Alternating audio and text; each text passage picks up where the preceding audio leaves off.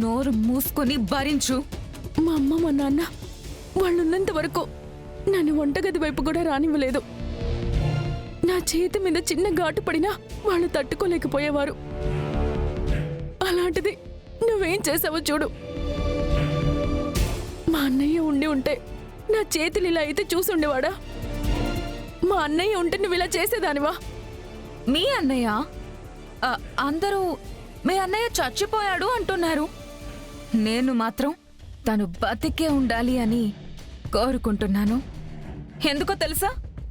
తను బతికే ఉంటే వచ్చి నా మెడలో తాళి కట్టాలి. ఆ రోజు కోసమే నేను ఎదురు చూస్తున్నాను. అది జరిగిన రోజు నుంచి నా జీవితం మొదలవుతుంది. నీ జీవితంలో ఈ నరకం ముగుస్తుంది. గగన్ వచ్చి నా మెడలో తాళి కట్టిన రోజు ఈ ఇంట్లో ఎవరి స్థానం ఏంటో నేను డిసైడ్ చేస్తాను. అప్పటి వరకు నువ్విలా సర్వెంట్లా బతకాలి. అర్థమైందా? సో మీ అన్నయ్య బతికే ఉండాలి అని ఆ దేవుణ్ణి గట్టిగా కోరుకో.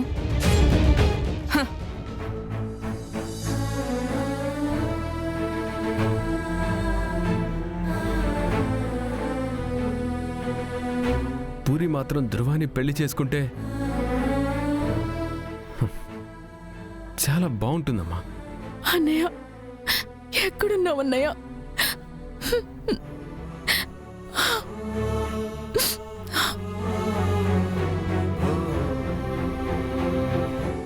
గగన్ గగన్ నా గగన్ కావాలి. నా కొడుకు నాకు కావాలి. గగన్ గగన్ గగన్ ఎక్కడున్నావురా నువ్వు? నువ్వు నా దగ్గరే ఉండాలి గగన్. గగన్! అయ్యో అత్తయ్య, అత్తయ్య, అత్తయ్య, ప్లీజ్ అత్తయ్య, నాకు గగన్ కావాలి. ఫీవర్ అయితే మందులతో తగ్గించొచ్చు, కానీ ఆవిడ సమస్య శరీరంలో లేదు, మనసులో ఉంది. ఏదో ఒకటి చేయండి డాక్టర్. మా అత్తయ్య నేను ఇలా చూడలేకపోతున్నాను. నేను ప్రయత్నిస్తున్నానండి, కానీ పేషెంట్ కోఆపరేట్ చేయట్లేదు కదా. నాకేమొద్దు డాక్టర్. అయ్యో అత్తయ్య, మీరెలా అనకూడదండి. నేనెందుకు బతకాలి డాక్టర్? నా కొడుకు కనిపించినట్టే కనిపించి మాయమైపోతున్నాడు. నేనింకెందుకు బతకాలి? ఈ మందులు, ఈ ట్రీట్మెంట్లు, ఇవన్నీ బతకాలనే ఆశ ఉన్న వాళ్ళకే. నాకు బతకాలనే ఆశ చచ్చిపోయింది డాక్టర్, చచ్చిపోయింది. అత్తయ్య ప్లీజ్ అత్తయ్య, మీరు అలా మాట్లాడకండి ప్లీజ్. భూమి, నన్ను బలవంతం చెయ్యొద్దు. గగన్ లేకుండా నేను బతకలేను. గగన్ కావాలి. ఏంటిది డాక్టర్? దీనికి ఇప్పుడు సొల్యూషన్ ఏంటి? నేను చెప్పాను కదా, ఆవిడ ట్రీట్మెంట్కి కోఆపరేట్ చేయట్లేదు. ఇలా అయితే మేమేం చేయలేము. గగన్, నాకు గగన్ కావాలి. ఏమైంది? ఏం జరుగుతుంది ఇక్కడ? ఈవిడ ట్రీట్మెంట్ తీసుకోవడానికి ఒప్పుకోవట్లేదు. ఈ కేసు గురించి నాకు తెలుసు. ఆవిడ గగన్ చనిపోయాడనే విషయాన్ని అంగీకరించలేకపోతోంది.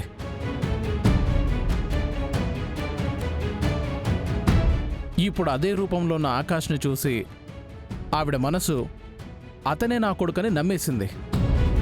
తన కొడుకు మళ్ళీ తిరిగొచ్చాడని ఆశపడింది. ఆ ఆశతోనే మళ్ళీ బ్రతకడం మొదలుపెట్టింది. కానీ అతను గగన్ కాదని తెలిసిపోయిందిగా. అదే ప్రాబ్లం. ఒక్కసారిగా ఆశ మళ్ళీ చచ్చిపోయింది. ఇప్పుడు ఆవిడ కోలుకోవాలంటే గగన్లో ఉన్న ఆకాష్ ఇక్కడికొచ్చి నేనే నీ కొడుకునని చెప్పాలి.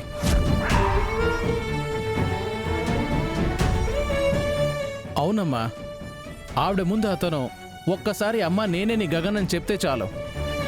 ఆవిడ మనసు కుదుట పడుతుంది, ట్రీట్మెంట్ తీసుకోవడానికి ఒప్పుకుంటుంది. కానీ అది అబద్ధం కదా. కొన్నిసార్లు ప్రాణాలు కాపాడాలి అంటే నిజాన్ని కొద్దిసేపు పక్కన పెట్టాల్సి వస్తుంది. అప్పుడు ఆవిడ ఆరోగ్యం కుదుట పడుతుంది. తర్వాత మెల్లగా నిజం అర్థమయ్యేలా చెప్పొచ్చు. గగన్, గగన్.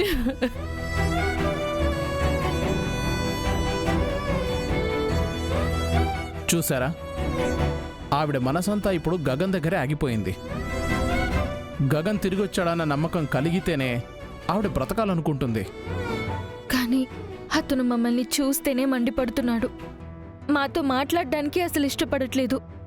నాకు తెలుసు, కానీ ఇప్పుడు మీ దగ్గర వేరే ఆప్షన్ లేదు. ట్రీట్మెంట్ కావాలంటే అతను రావాల్సిందే. అవును, ఈవిడిలా ఉంటే పరిస్థితి రోజు రోజుకు క్రిటికల్గా మారుతుంది. ఆలోచించండి. మీకు అతన్ని తీసుకురాగలనే నమ్మకం ఉంటే వెంటనే ప్రయత్నించండి. మన దగ్గర ఎక్కువ సమయం లేదు. నాకు గగన్ కావాలి. నా గగన్ నాకు కావాలి. అత్తయ్య, ఎలాగైనా తీసుకొస్తాను. గగన్, ఎలాగైనా బావని తీసుకొచ్చి మీ ముందు నిలబెడతాను. గగన్.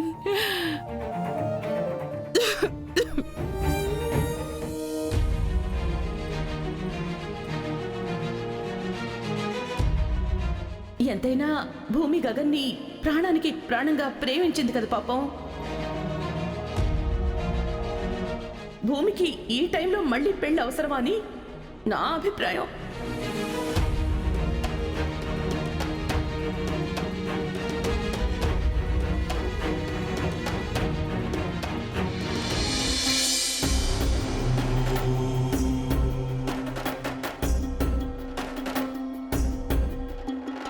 విఘ్నాలు తొలగించే విఘ్నేశ్వర, మమ్ములని కాపాడు లంబోదర, బుద్ధులని సరిచేయి సిద్ధేశ్వర, గతులన్నీ తప్పాయి గణనాథుడా, శిలలాంటి బతుకుల్లో జీవాన్ని నింపేసి కరుణించి అమ్మా, ఇక నుదుటి బొట్టు చెరిపేయాలి, చేతుకున్న గాజులు తీసేయాలి,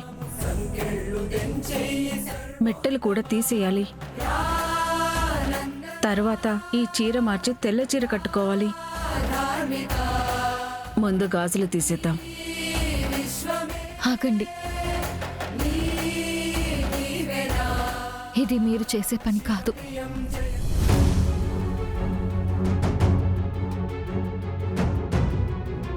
ఎవరైతే నన్ను నా భర్తకి దూరం చేశారో, ఎవరైతే నేను ఇలా ఒంటరిదాన్ని అవ్వడానికి కారణమయ్యారో వాళ్లే వచ్చి ఇవన్నీ చేయాలి. నా బావని చంపేసి నా పసుపు కుంకుమల్ని చెరిపేయాలి అనుకున్నది మా నాన్నే కదా.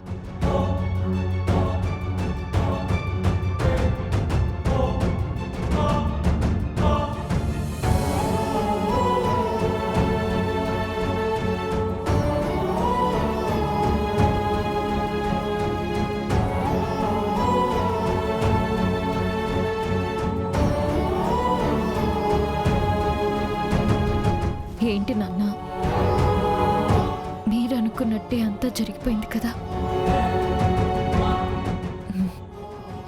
మీ చేత్తోనే నా గాజులు తీసేయండి.